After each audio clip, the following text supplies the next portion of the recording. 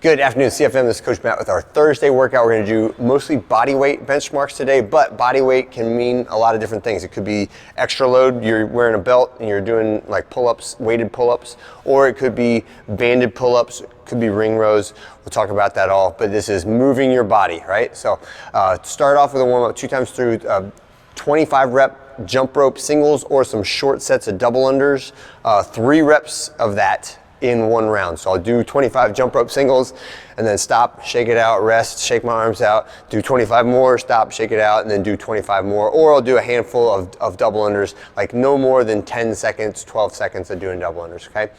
Band pull down from the rig. For this one, I've got the band mounted up high, right? And I wanna set myself back.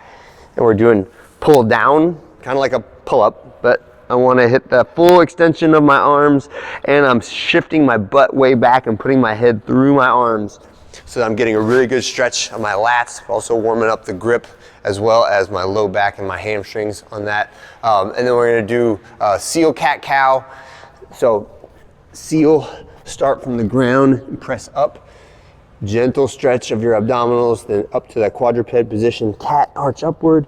Cow, arch downward, and then back to the ground. So seal, cat, cow. After that, do scorpion stretch, so arms out to the side. Make sure your arms are not down, but they are up above your shoulders so that you get a really good pec stretch out of this, and that will help you out when we get into either our dips or our push-ups. And then finish with some grip and shoulder work. So if you want to do a little monkey hanging, if you want to do a little kipping drills, if you want to grab a couple heavy kettlebells and just warm up that grip a little bit, but warm your shoulders up for the pulling and pushing benchmarks that we're going to do, as well as our hanging and gripping stuff. So the way that we have the structure for today is body weight could be body weight pushing, body weight pulling.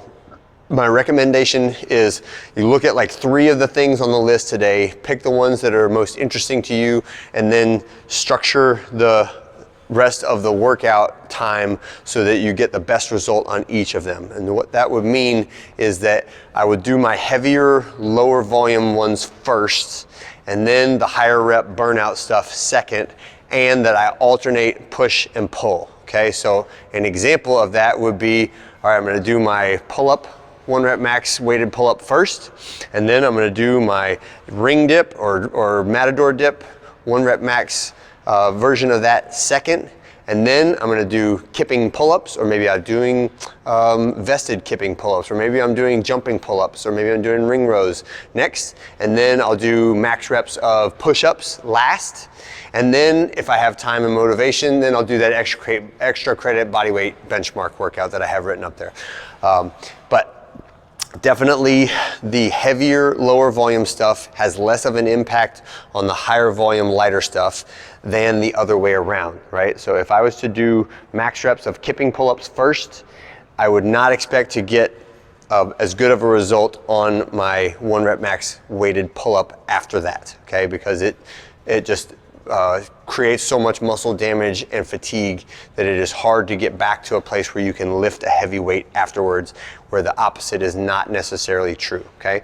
So, but that depends on what matters to you most, right? If you're like, I got 30 reps of a kipping pull-up last time and I really want to try and see if I can get 35, then maybe you put that at the beginning, right? But it's always a good idea to alternate pushing and pulling benchmarks. My idea for this is that you spend no longer than 15 minutes on any one of these things, and the higher volume ones are over relatively quickly, right? Like how long can you do unbroken push-ups for? Maybe 90 seconds, 2 minutes at the longest, right? So those are over fast, and what takes more time is the recovery from them before you get ready for your next event, okay? And when you're done with that, if you want to do the 10-minute EMOM, it is intended to be a 45-15 work-rest interval where you pick pull-ups, push-ups, and lunges. So pick a number of each of those exercises that allows you to get them done in 45 seconds, and then just try to stick with that pace and stick with that quantity and allow it to get slowly more and more challenging as you go through that 10 minutes. So that is our Metcon option for today, and just record your rep scheme and what you did for scaling in your notes, okay? That's it for the bodyweight stuff. Have a great one. I'll see you guys on Friday.